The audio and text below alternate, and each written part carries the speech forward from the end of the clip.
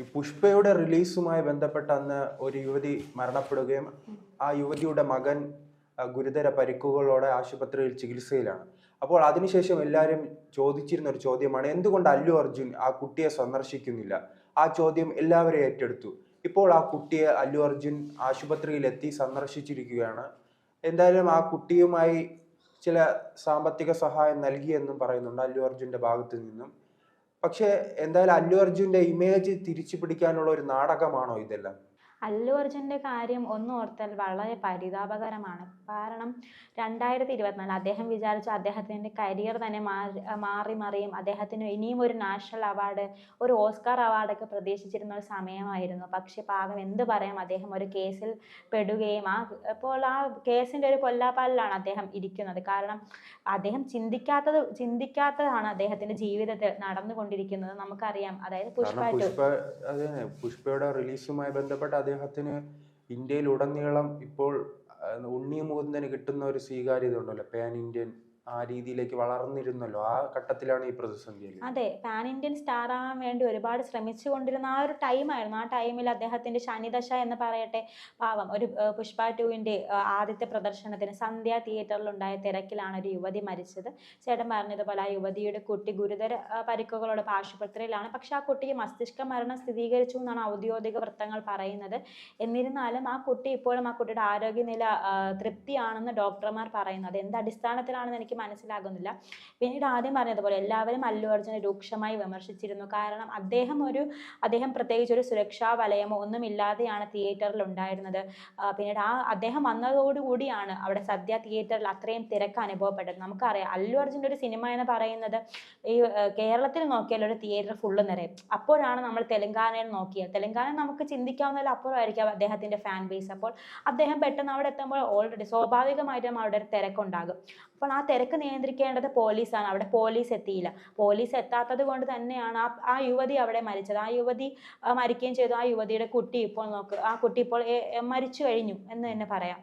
പിന്നീട് അപ്പോൾ ഇദ്ദേഹത്തിനെതിരെ രാഷ്ട്രീയമായിട്ടുള്ള ആണെന്നുള്ള ഔദ്യോഗിക വൃത്തങ്ങൾ അല്ലെങ്കിൽ ഔദ്യോഗിക വൃത്തങ്ങൾ പറഞ്ഞിട്ടുണ്ടായിരുന്നു. കാരണം രേവന്ത് റെഡ്ഡി കോൺഗ്രസുമായി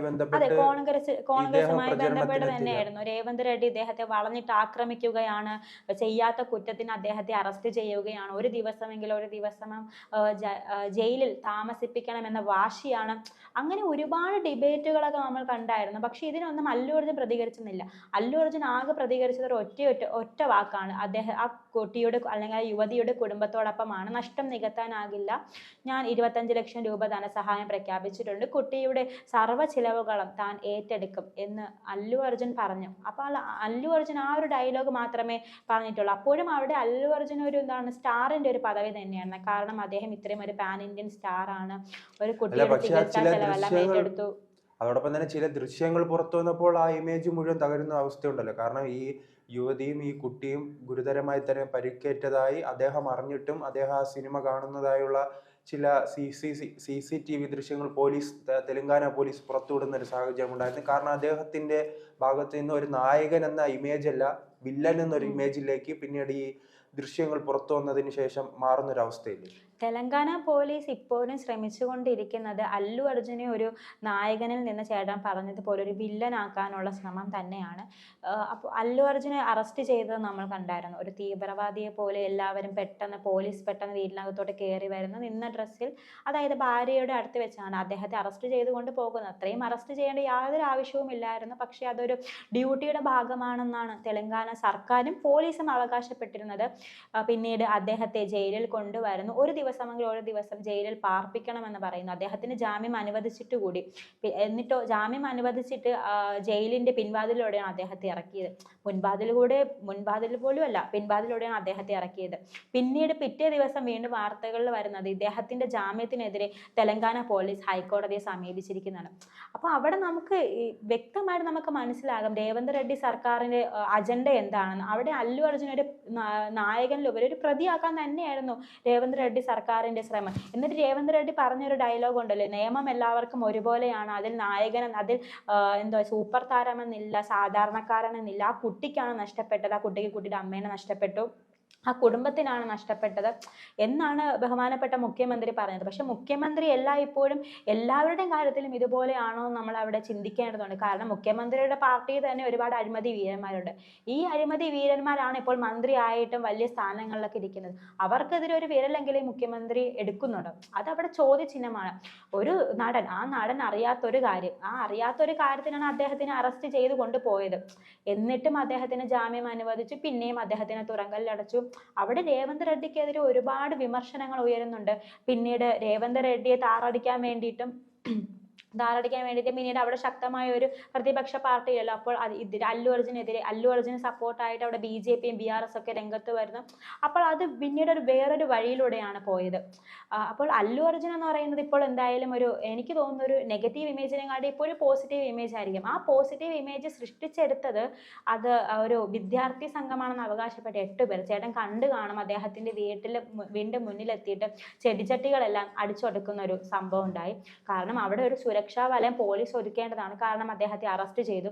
ഉറപ്പായിട്ടും ഒരു സുരക്ഷാ വലയം ഒരുക്കേണ്ടതാണ്. ആ സുരക്ഷാ വലയം പോലും ഇല്ലാതെ വിദ്യാർത്ഥികൾ എന്ന് അവകാശപ്പെടുന്ന 8 പേര് പെട്ടെന്ന് വീടിന്റെ സമീപത്തേക്ക് വരുന്ന, വീടിന്റെ അകത്ത് ചാടിക്കയറുന്നു, അവിടുത്തെ ചെടിച്ചട്ടികളെല്ലാം അടിച്ചു തകർക്കുന്നു. ഇതൊക്കെ ഏതെങ്കിലും നേതാവിന്റെ വീട്ടിൽ നടക്കും? അല്ല, പ്രത്യേകിച്ച് ഈ സിനിമ മാത്രമല്ല, കേരളത്തിൽ ഉൾപ്പെടെ പല ഉദ്ഘാടന ചടങ്ങുകളും നാം കണ്ടിട്ടുണ്ട്. ഈ നടന്മാരും നടിമാരെല്ലാം വരുമ്പോൾ നിയന്ത്രിക്കാൻ കഴിയാത്ത രീതിയിൽ ജനക്കൂട്ടം ഉണ്ടാവുകയും അവിടെ ഈ കൊച്ചു കുട്ടികളും സ്ത്രീകളും ഉൾപ്പെടെയുള്ളവർ ഈ നടനെയും നടിമാരെയും കാണാനായി അവിടെ എത്തുന്ന ഒരു സാഹചര്യം ഉണ്ടായിരുന്നു. അപ്പോഴൊന്നും കൃത്യമായ സുരക്ഷകൾ കണ്ടിട്ടില്ലല്ലോ.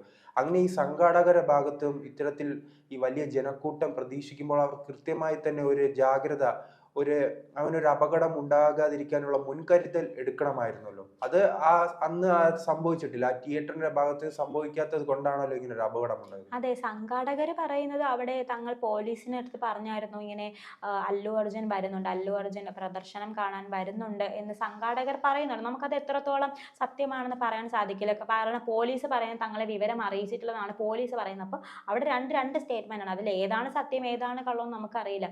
പക്ഷെ അവിടെ ഒരു സത്യമുണ്ട്. കാരണം ആ തിരക്കിൽപ്പെട്ട യുവതി മരിച്ചു. പിന്നീട് ചേട്ടൻ പറഞ്ഞു സമൂഹ മാധ്യമങ്ങളിൽ പ്രത്യക്ഷപ്പെട്ട ഒരു വീഡിയോ ആണ്. ഈ മരണം അറിഞ്ഞിട്ടും അല്ലു അർജുൻ സിനിമ കാണുന്നത് തുടർന്നു. അതാണ് പിന്നീട് അല്ലു അർജുനെതിരെ ഈ സർക്കാർ എടുത്ത ഒരു ആയുധം എന്ന് പറയുന്നത്. അവിടെ ചിന്തിക്കേണ്ടത് അല്ലു അർജുൻ യഥാർത്ഥത്തിൽ ഇത് അറിഞ്ഞിട്ടുണ്ടോ എന്ന് നമുക്കറിയില്ല. ഒരു വീഡിയോ ആണ് പ്രത്യക്ഷപ്പെട്ടത്. പണ്ടത്തെ കവികൾ എല്ലാവരും പറയുമല്ലോ, നമ്മൾ കണ്ണിൽ കാണുന്നതെല്ലാം നമ്മൾ വിശ്വസിക്കരുതെന്ന് പറയുന്ന ഒരു ഇതുണ്ട്. അത് തന്നെയാണ് എനിക്ക് ഇവിടെയും പറയാനുള്ളത്. കാരണം അദ്ദേഹം ഇപ്പോഴും അതിനെക്കുറിച്ച് വ്യക്തമാക്കിയിട്ടില്ല. അദ്ദേഹത്തിൻ്റെ ഇടയ്ക്ക് ചോദ്യം ചെയ്തായിരുന്നല്ലോ. അപ്പോൾ ഈ സിനിമ കണ്ടതിനെ കുറിച്ചൊന്നും അദ്ദേഹം പറഞ്ഞിട്ടില്ല. ഈ വിവരം അറിഞ്ഞിട്ടും ഈ സിനിമ കണ്ടത് തുടർന്നല്ലോ, അതെന്തുകൊണ്ട് അദ്ദേഹം പറഞ്ഞിട്ടില്ല. കാരണം അദ്ദേഹം വ്യക്തമായ ഒരു മറുപടി പറഞ്ഞാൽ മാത്രമേ എന്താണ് സംഭവിച്ചതെന്ന് നമുക്ക് മനസ്സിലാകൂ. അദ്ദേഹം ആ വിവരം അറിഞ്ഞിട്ടുണ്ടോ ഇല്ലയോ എന്ന് നമുക്ക് മനസ്സിലാകൂ. അതിപ്പോഴും അല്ലു അർജുൻ പറഞ്ഞിട്ടില്ല. അതുകൊണ്ട് തന്നെ അല്ലു അർജുൻ ഇപ്പോഴും ഒരു നായക വേഷം തന്നെയാണ് ജനങ്ങളുടെ മനസ്സിലുള്ളത്.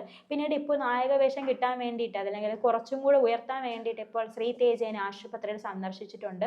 അത് പോലീസിന്റെ സംരക്ഷണ വലയത്തിൽ തന്നെയാണ്. കാരണം ഇത് സമൂഹ മാധ്യമങ്ങളിലൊന്നും പ്രചരിക്കരുത് ഈ വീഡിയോ ഇന്ന് കർശന നടപടി സ്വീകരിച്ചിട്ടുണ്ടായിരുന്നു. പക്ഷെ എന്ത് ചെയ്യാം, നമ്മുടെ സോഷ്യൽ മീഡിയയിൽ ആരെങ്കിലും ഒരു വീഡിയോ എടുത്ത് സോഷ്യൽ മീഡിയ പോസ്റ്റ് ചെയ്താൽ നമുക്ക് എല്ലാവർക്കും കാണാൻ സാധിക്കില്ല. അത് തന്നെയാണ് ഇവിടെ നടന്നിട്ടുള്ളത്. എന്തായാലും ഇപ്പോൾ അല്ലു അർജുൻ ഒരു നെഗറ്റീവ് ഇമേജും ഒരു പോസിറ്റീവ് ഇമേജുമാണ്. 2 ഇമേജും ആ പുള്ളിക്കുണ്ട്. ഇനി പുള്ളിയുടെ കരിയർ ഇനി എന്താവും നമുക്ക് സാധിക്കത്തില്ല. ഒരു കേസിൽ അകപ്പെടൽ എന്താണ് ഒരു നടന്റെ സ്ഥിതി എന്ന് നമുക്ക് മനസ്സിലാക്കാൻ ഇവിടെയുള്ള ദിലീപിന്റെ കാര്യം തന്നെ എടുത്താൽ നമുക്ക് മനസ്സിലാകും. അപ്പോൾ അല്ലു അർജുനെ പോലൊരു പാൻ ഇന്ത്യൻ സ്റ്റാറിന് ഇത്തരത്തിലൊരു ഗതികേട് വന്നത് അദ്ദേഹത്തിനെതിരെ ആയിട്ടുള്ള ആക്രമണങ്ങൾ കൊണ്ട് തന്നെ ആയിരിക്കാം, അല്ലെങ്കിൽ അദ്ദേഹത്തിന്റെ ഒരു നിലപാട് കൊണ്ടും പ്രസ്താവനകൾ കൊണ്ടും തന്നെ ആയിരിക്കാം.